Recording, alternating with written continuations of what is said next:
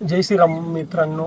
तर पहिला श्रावण सोमवार आणि पहिल्या श्रावण सोमवारच्या दिवशी आजची जी नागपंचमी आहे, नागपंचमी निमित्त आणि श्रावण सोमवार निमित्त तुम्हा सर्वांना हार्दिक शुभेच्छा. आणि तुम्ही बघू शकतात आपण जे साप रेस्क्यू केलेले आहेत घरातून, शेतातून किंवा शेडमधून, आपण त्यांना आता जंगलात आणि एकदम सुरक्षित जागेत सोडण्यासाठी आलो आहे. बरेचसे ज्ञानी कमेंट बॉक्समध्ये येऊन ज्ञान वाटप करतात, ते पण एकदम फ्रीमध्ये. तेवढं ज्ञान त्यांना नसलं की जंगलात येऊन सापं सोडतो आणि हे सापं शेतात जातात. दादा, त्यांची जी जागा आहे ना, ती मानवांपासून थोडं लांब आपण सुरक्षित ठेवण्यासाठी किंवा मानवांना सुरक्षित ठेवण्यासाठी सापांना जंगलात सोडतो. एवढे तुम्ही काही हुशार नाही आहे की तुम्ही सांगतात जंगलात नको सोडू आणि हे साप शेतात जातील. साप जाणारच आहे, पण आपलं काम काय आहे, लोकांना सापांपासून वाचवणं आणि सापांना लोकांपासून. आपलं जे कर्तव्य आपण ते पूर्णपणे पार पाडतो आहे. आणि बघू शकतात आपल्याकडे सगळे नाग आहेत, हे बघा. आता एक एक करून आपण यांना या जंगलात सोडूया. हे बघा, त्यांचा आदिवासात आपण त्यांना सोडायला आलो आहे. हे बघा, बरेच जण म्हणतात की छोटी राहिली की नागिन राहते, पण मित्रांनो तसं काही नसतं. साप जर छोटा असला तर तो पिल्लू असतो नागाचा. जाऊ. तर बघा मित्रांनो, सगळे नाग आहेत बघा.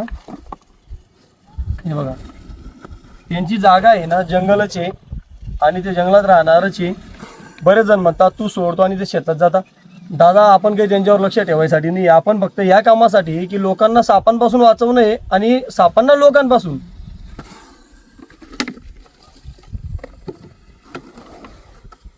बघू शकतात आपण सगळे साप एक एक करून या जंगलात सोडणार आहे.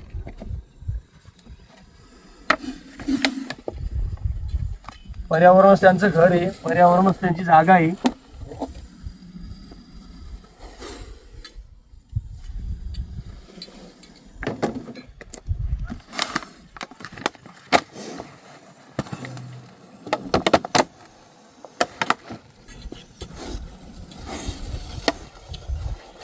बघा,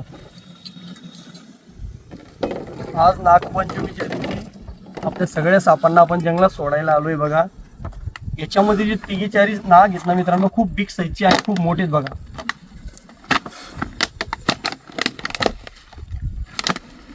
हे बघा,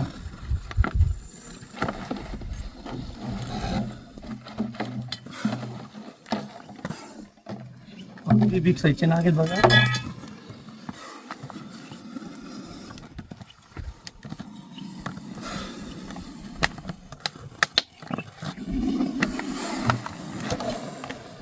हे बघा, तिकडे तिकडे तिकडे, इकडे नको, तिकडे. तर बघू शकता मित्रांनो, आपण एक एक करून सगळ्या सापांना व्यवस्थित त्यांच्या आदिवासात जंगलात सोडायला आलो होतो आणि आपण सगळे साप व्यवस्थित जंगलात सोडलीत. बघा,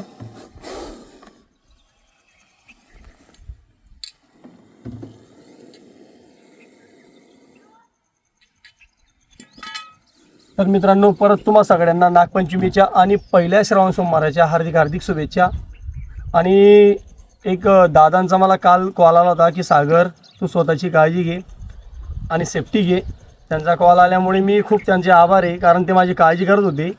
आणि एक मुंबईवरून पण एका ताईचा कॉल आला होता. ताई बोलली, दादा मला मुलगा नाही आहे, पण मी एक तुला मुलगा समजूनच बोलते. त्या ताईंनी पण माझी खूप काळजी केली. धन्यवाद ताई. जय श्रीराम.